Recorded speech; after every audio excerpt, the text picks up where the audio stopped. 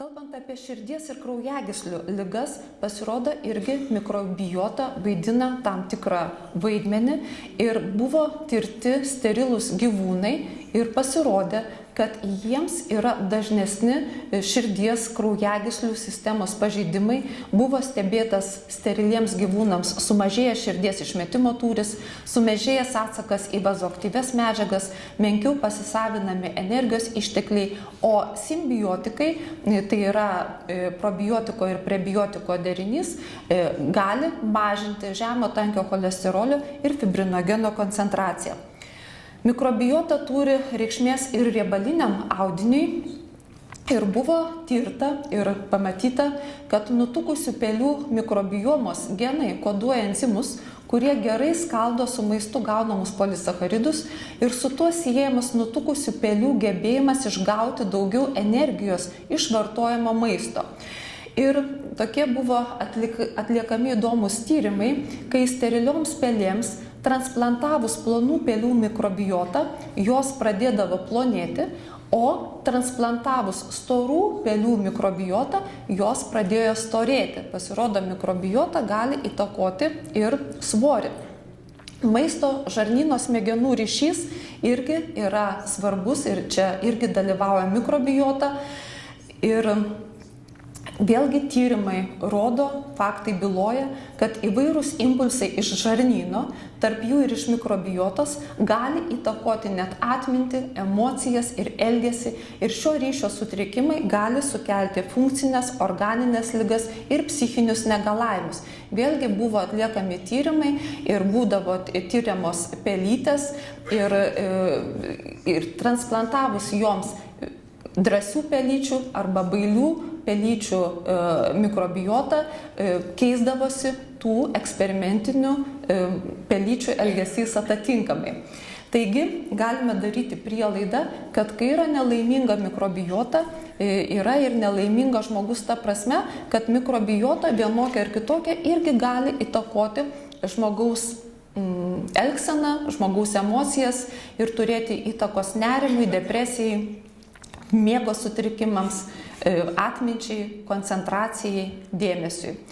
Taigi, smegenų žarnų enterinės mikrobiotos ašis yra ryšys, tos ašies yra abipusis ir smegenys reaguoja į mikrobiotos pokyčių, kita vertus mikrobiota kontroliuoja neurotransmiterių kiekius. Taigi, šiai dienai, kuo toliau, tuo daugiau yra duomenų, kad supratimas turėtų būti integralus, holistinis. Šiuolaikinis mokslas patvirtina, jog yra glaudus ryšys tarp maisto, tarp to, ką mes valgome, taip mes įtakojame mikrobiotą, tai turi ryšio su kūno funkcijomis, su protu ir emocijomis. Taigi viskas yra susiję. Dabar koks yra kompleksinis maistinių skaidulų ir probiotikų poveikis sveikatai, nes mes matome, kad mes maistu ne tik patenkiname savo poreikius, bet mes patenkiname ir savyje gyvenančių mikroorganizmų poreikius, kurie paskui labai įtakoja mūsų sveikatą visokiojopai. Mes puikiai žinome, kaip jaučiamės tada, kada maistas yra nesuvirškintas, kad tai yra ir sunkumo jausmas skrandyje, ir vidurių užkietėjimas, gali būti ir viduriavimas, nutukimas, blogas burnos kvapas, raugėjimas, energijos stoka, alerginės reakcijos, begalė simptomų esant nesuvirškintam maistui. Dažniausias blogo virškinimo priežastis tai yra netinkama mityba, stresas, nerimas. Pas savo ligonius labai pastebiu, kad tikrai labai kupini streso žmonės dabar gyvena, net ir tie, kurie turi galimybės valgyti kokybišką maistą. Alkoholio vartojimas beje irgi yra pastebėta, kad turi įtakos mikrobiotai, vaistai taip pat, ligos įvairios ir jų komplikacijos, tas viskas įtakoja mikrobiotą. Kaip galima padėti savo virškinimo sistemai? Be abejo, adekvačiai maitinantis, derinant darbo poilsio režimą, bet taip pat į pagalbą gali ateiti ir probiotikai, prebiotikai ir virškinimo fermentai. Taigi pirmas žingsnis būtų probiotikai. Idealus probiotikas koks turėtų būti? Tai yra atsparus rūgštims ir tulžiai, nes jisai praeina skrandžio barjerą. turėtų sugebėti prisitvirtinti prie žmogaus žarnyno gleivinės ir be abejo būti saugus. Dažniausiai naudojami probiotikai, tai yra įvairios lactobacillus ir bifidobakterijum rūšis. Lepikolis preparatas, kurį ne tik aš čia pristatau, bet pati savo kasdieninėje praktikoje skiriu labai dažnai. Ir turiu kaip klinicistas didelę patirtį su šiuo preparatu. Tai galiu pasakyti, kad tikrai tai yra ligonių vienas iš labiausiai mėgstamų probiotikų.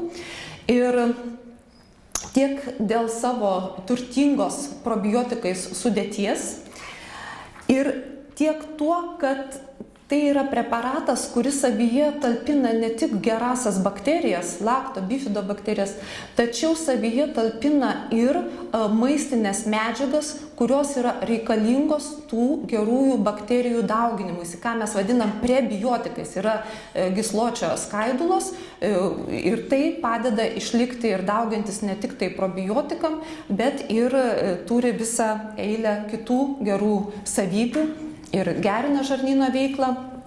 Taigi, čia dar būtų paminėtina ir tai, kad skaidulos yra skirstomas į tirpes ir netirpes maistinės skaidulos. Ir daug ligonių, kuriem mes rekomenduojam vartoti daugiau žalių vaisių, daržovių, kad jie geriau tuštintųsi, tai jie susiduria, ne visi be abejo, bet susiduria dalis žmonių su problema, kad tai yra tiesiog tos netirpios skaidulos sunkiau virškinamos ir daugiau būna pilvo pūtimo, ne visi gerai toleruoja. Pavyzdžiui, ypač tie ligoniai, kurie uždegiminėmis žarnų ligomis serga, kurie dirglio žarnos sindromu serga. Tai būtent lepikolyje esančios skaidulos, jos yra tirpios ir jos yra žymiai geriau toleruojamos, mažiau būna to pilvo pūtimo. Ir mes tikrai drąsiai skiriame ne tik sveikiems žmonėms, bet ir tiems, kurie serga net ir opiniu kolitu, kurie serga Krono liga. Todėl, kad lepikolyje yra probiotikai, smiltininis gyslotis ir probiotikose ir prebiotikose yra gausu inulino, fruktozės, oligosacharidų. Dabar trečias komponentas, kuris yra šiame preparate lepikolyje, tai yra virškinimo fermentai, kurie tiesiog patys irgi dar padeda suskaldyti ir pasisavinti maisto medžiagas. Ir šiame preparate yra fermentinėje dalyje papaino, bromelaino, papainas iš papajų, bromelainas iš ananasų ir tai padeda virškinti tą maistą, kurį mes suvalgome. Taigi, man čia dar džiugu paminėti ir tai, kad preparate yra ir tokių sudėtinių dalių, augalinių, kaip pipirmėtė, kaip pankolis, kaip imbieras. Aš pati domiuosi ir tokia augalinė, liaudės medicina ir iš tiesų pipirmėtė, pankolį, imbierą kaip virškinamą gerinančias medžiagas skiriu savo pacientam. Čia šitos medžiagos yra jau gatavai sudėtos ir yra lepikolio sudėtyje. Taip kad viename lepikolio šaukštelėje mes turime 3 pagrindinės dalis, tai yra probiotikus, tai yra skaidulas ir tai yra augalinius virškinimo fermentus, kurie gali prisidėti prie žmogaus geros savijautos. Lepikolį, kada būtų rekomenduojama vartoti, tai esant įvairiems tuštinimosi sutrikimams, čia noriu pasakyti, nebūtinai tik esant obstipacijai, nebūtinai tik esant viduriavimui. Tiesiog tai yra koreguojama, tai yra harmonizuojama virškinimo trakto veikla ir aš skiriu tiek pacientam, kuriem yra vidurių užkietėjimas, tiek tiem, kuriem yra viduriavimas. Galima jį vartoti kartu su antibiotikais ir tiesiog imuniteto stiprinimui, jeigu tam yra indikacijos, jeigu yra nusilpęs ligonis ar yra kokios tai kitos gretutinės ligos. Taigi, baigdama savo pasisakymą, norėčiau pakviesti tiesiog atkreipti dėmesį, kad požiūris į žmogų turėtų būti integralus ir holistinis, nes tame, kaip mes jau suprantame, kad mes esame ne patys savo vieni, bet mes esame visumos dalis ir dėl to holistinis požiūris, jis yra reikalingas tam, kad mes išliktume sveikais. Ir paskutinė skaidrė, tai yra skaidrė mano perfotografuota iš 2015 metų jau mano minėtos konferencijos apie mikrobiotą. Ir ten pasisakė vienas toks profesorius iš Kinijos universiteto ir jis savo pasisakymą baigė tokiu palinkėjimu auditorijai. Eat right, keep fit, live long, die quick. Kas išvertus į lietuvių kalbą būtų: maitinkimės teisingai, būkime sveiki, gyvenkime ilgai ir mirkime greitai. Tai tuo pačiu palinkėjimu aš užbaigiu ir savo pasisakymą. Ačiū labai už dėmesį.